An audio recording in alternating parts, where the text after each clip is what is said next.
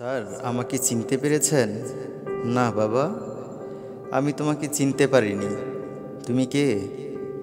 আমি এক সময় আপনার ছাত্র ছিলাম। ও আচ্ছা, এখন তুমি কি করছো?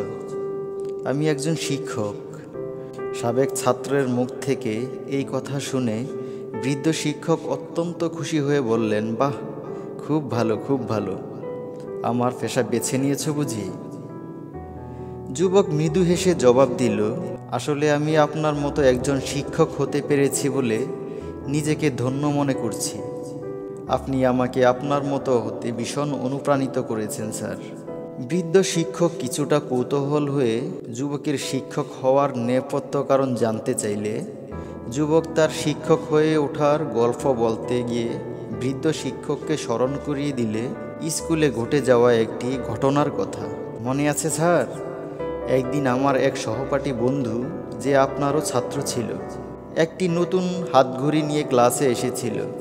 তার ঘড়িটি এতটাই সুন্দর ছিল যে আমি কোনোভাবেই লোভ সামলাতে পারিনি। সিদ্ধান্ত নিয়েছিলাম যেভাবেই হোক ঘড়িটি আমার চাই। এরপর সুযোগ মতো তার পকেট থেকে ঘড়িটি চুরি করি আমি। কিছুক্ষণ পর আমাদের সেই বন্ধু তার ঘড়ি অনুপস্থিতি লক্ষ্য করে এবং তখনই আমাদের স্যার অর্থাৎ আপনার কাছে অভিযোগ করে। তার এই অভিযোগ শুনে আপনি ক্লাসের উদ্দেশ্যে বলেছিলেন, আজ ক্লাস চলাকালীন সময়ে এই ছাত্রের ঘড়িটি চুরি হয়েছে, যেই চুরি করে থাকো ঘড়িটি ফিরিয়ে দাও। আপনার নির্দেশ শুনেও আমি ঘড়িটি ফেরত দিতে পারিনি, কারণ ঘড়িটি ছিল আমার কাছে খুবই আকর্ষণীয়। তাছাড়া আমরা খুবই গরিব ছিলাম, এমন ঘড়ি কেনার সামর্থ্য আমাদের ছিল না। যাই হোক, সেদিন আপনি দরজা বন্ধ করে সবাইকে বেঞ্চ ছেড়ে উঠে দাঁড়িয়ে ক্লাসরুমে ফ্লোরে মধ্যে একটি গোলাকার বৃত্ত তৈরি করতে বললেন এবং সবাইকে চোখ বন্ধ করার নির্দেশ দিলেন। অতঃপর ঘড়ি উদ্ধার না হওয়া পর্যন্ত আপনি পর্যায়ক্রমে আমাদের সবার পকেট এবং ব্যাগ খুঁজতে লাগলেন। আমরা সবাই আপনার নির্দেশনা মোতাবেক নীরবে দাঁড়িয়ে রইলাম। এক এক করে পকেট এবং ব্যাগ চেক করতে করতে একটা সময় আপনি যখন আমার ব্যাগে হাত দিয়ে ঘড়িটি খুঁজে পেলেন, তখন ভয়ে লজ্জায় আমার শরীর কাঁপছিল। কিন্তু সেই মুহূর্তে ঘড়িটি আমার কাছ থেকে উদ্ধার হওয়ার পরও আপনি কিছু বলেননি এবং শেষ পর্যন্ত সব ছাত্রকেই চেক করছিলেন। সবশেষে আপনি আমাদের উদ্দেশ্য বললেন, ঘড়ি পাওয়া গেছে, এবার তোমরা সবাই চোখ খুলতে পারো। ঘড়িটি পাওয়ার পর আমার সেই বন্ধু আপনার কাছে জানতে চেয়েছিল ঘড়িটি কার কাছে পাওয়া গিয়েছিল।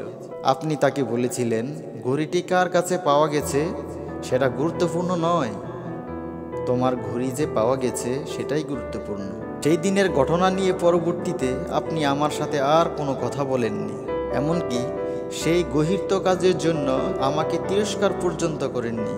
নৈতিক শিক্ষা দেওয়ার জন্য আপনি আমাকে স্কুলের কোনো কামরায় নিয়ে যাননি। ঘটনাটি ছিল আমার জীবনের সবচেয়ে কলঙ্কজনক অধ্যায়, অথচ আপনি অত্যন্ত বুদ্ধিমত্তার সাথে চুরি হওয়া ঘড়িটি উদ্ধার করলেন এবং সবার সামনে আমার সম্মান রক্ষা করলেন। সেই ঘটনার পর আমি বহুদিন অনুশোচনায় ভুগেছি। ক্লাসে ঘটে যাওয়া এই ঘটনা ওই দিন শেষ হয়ে গেলেও এর রেশ রয়ে যায় আমার মনের মধ্যে। বিবেকের সাথে যুদ্ধ বারবার ধ্বংসিত হয়েছি, নীরবে অনুশোচনার আগুনে পুড়ছি। তারপর সিদ্ধান্ত নিলাম, এইসব অনৈতিক কাজ জীবনে আর কখনো করব না। একজন ভালো মানুষ হব, একজন শিক্ষক হব, সত্যিকার অর্থে মানুষ গড়ার কারিগর হব। আপনার কাছ থেকে সেদিন আমি স্পষ্ট বার্তা পেয়েছিলাম স্যার, একজন শিক্ষকের কেমন হওয়া উচিত। অপমান ছাড়াও মানুষকে সংশোধন করা যায়, সেটি আপনার কাছ থেকেই শিখেছি। আপনার উদারতা এবং মহানুভবতা আজ আমাকে এখানে নিয়ে এসেছে স্যার। সাবেক ছাত্রের কথাগুলো শুনতে শুনতে বৃদ্ধ শিক্ষকের চোখ অশ্রুসিক্ত হয়ে উঠল। চোখের জল মুছতে মুছতে মৃদু হেসে শিক্ষক বললেন, ঘটনাটি আমার দিব্য মনে আছে, কিন্তু আমি তোমাকে মনে রাখিনি, কারণ সে সময় শুধু তোমাদেরই চোখ বন্ধ ছিল না, আমারও চোখ বন্ধ ছিল। তারপর শিক্ষক দীর্ঘশ্বাস ত্যাগ করে বললেন, তুমিই বলো বাবা, কোনো শিক্ষক কি সন্তানতুল্য ছাত্রদের চোরের বেশে দেখতে পারে? আমি চাই আমার ছাত্রদের বীরের বেশে দেখে গর্ববোধ করতে।